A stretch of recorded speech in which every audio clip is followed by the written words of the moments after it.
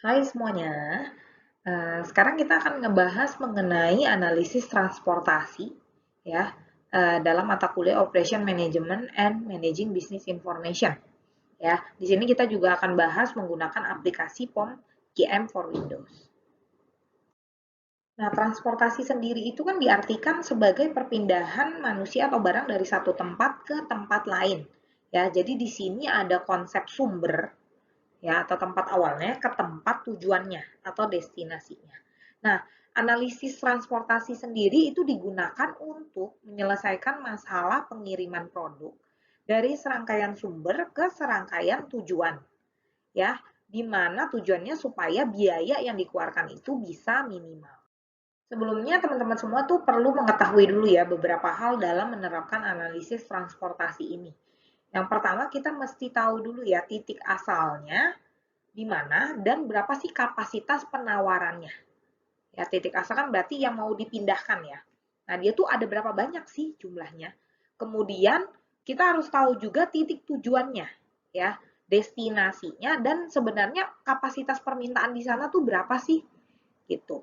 Kemudian kita juga perlu mengetahui ya biaya ongkos kirimnya atau biaya atau ongkos kirimnya itu per unit dari tiap asal ke setiap tujuan. Kemudian kapasitas permintaan dan penawaran yang ada tadi itu jumlahnya harus sama. Kalau misalkan ternyata tidak sama, maka kita perlu menggunakan variabel dummy. Oke, metode yang digunakan dalam analisis transportasi sendiri itu eh, menggunakan dua pendekatan. Yang pertama itu solusi awal, yang kemudian dilanjutkan dengan solusi akhir gitu. Nah, semua diawali dari solusi awal dulu. Di mana di sini terdapat tiga tipe ya, bisa menggunakan teknik NWC atau Northwest Corner, di mana di sini kita melakukan alokasi itu dari pojok kiri atas dulu. Gitu. Ini yang paling sederhana ya si teknik NWC ini. Kemudian ada teknik intuitif lowest cost atau least cost. Nah, kalau ini alokasinya dilakukan dengan eh, meletakkan alokasi pertama pada sel dengan biaya yang terendah. Kemudian terendah berikutnya, kemudian terendah berikutnya. Selanjutnya yang ketiga ada FAM atau Vogel Approximation Method. Nah, di sini alokasi dilakukan dengan mempertimbangkan nilai opportunity cost.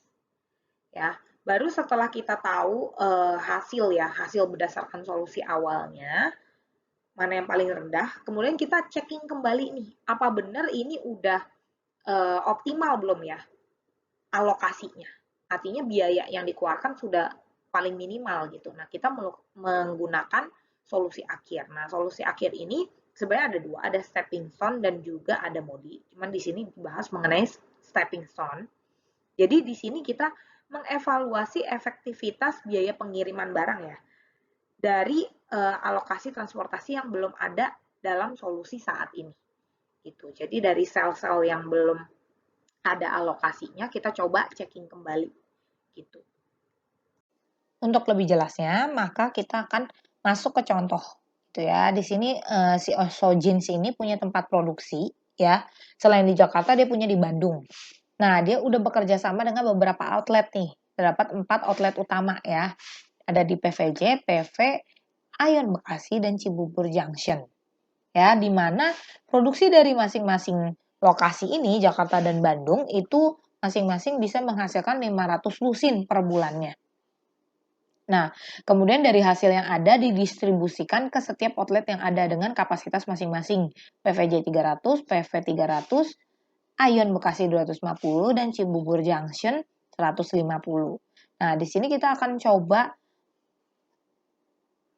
melakukan pengujian sehingga kita tahu ya alokasi mana nih yang paling baik sehingga biayanya menjadi minimal. Ya, sehingga yang kita lakukan pertama adalah kita masuk ke aplikasi QM, kita pilih modul, pilih transportation, kemudian kita pilih file, new. Nah, di sini kita harus tulis dulu ya, sumbernya tadi ada berapa? Ada 2 ya. Kemudian destinasinya ada 4. Kemudian di sini tujuannya adalah minimal biaya, sehingga kita pilih minimize, kemudian kita oke. Langkah berikutnya adalah kita memasukkan data yang tadi ke sini. Itu ya. Data yang ada di sini ke dalam sini. Ya, kalau sudah hasilnya seperti ini yang sudah kita pindahkan, kemudian langkah berikutnya adalah kita memilih dulu metode apa yang mau kita gunakan. Pertama dengan Northwest Corner Method. Ya, kemudian kita klik Solve. Ya. Nah, yang kita lihat adalah bukan hasil yang ada di sini, melainkan hasil di iteration. Ya. Jadi kita lihat hasil iterasi, kita pilih iterasi yang pertama. Jadi alokasinya adalah yang ini nilainya 300, 200, 100, 250, dan 150. Ya, kita pilih yang iterasi pertama, jadi percobaan pertama. Kemudian kalau sudah, kita bisa klik edit data lagi. Kita pilih menggunakan minimum cost method ya. Ini untuk intuitive lowest cost atau least cost. Kemudian kita klik solve. Sama halnya dengan yang tadi, kita pilih iteration. Ya, di sini kita bisa lihat hasilnya seperti ini. Jika sudah, berikutnya kita pilih lagi edit data, kemudian kita pilih Vogel approximate method. Kemudian kita solve dan kita pilih iteration yang pertama. Ya, kemudian kita kalkulasi nih hasilnya. Ya, kemudian dari hasil yang ada, ya, dari iteration yang pertama ini, kemudian kita melihat membandingkan hasil dari keseluruhan yang ada di sini. Jadi udah dibikin yang NWC, ILC, dan juga FAM.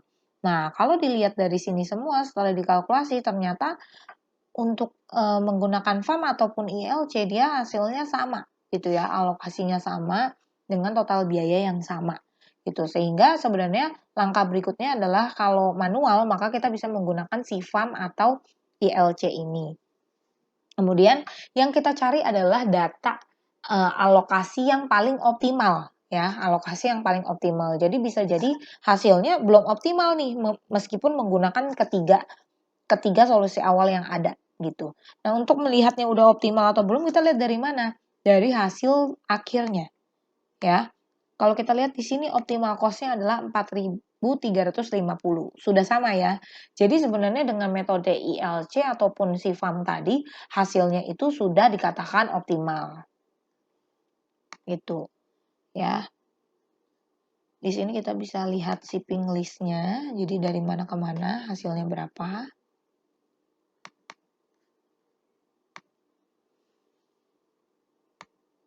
Nah, ini adalah final table-nya. Sebenarnya kalau dalam perhitungan